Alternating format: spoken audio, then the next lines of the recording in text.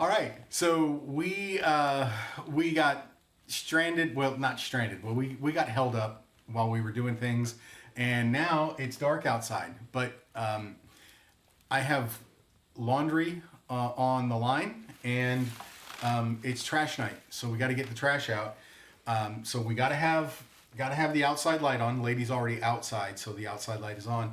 But also to discourage the bears, got to have my headlamp so I can see out in the backyard and let the bears know they should stay away, and the coyotes and the bobcats. But also, we want to. I've got some chicken in here and some other foodstuffs that I don't want the bear to eat.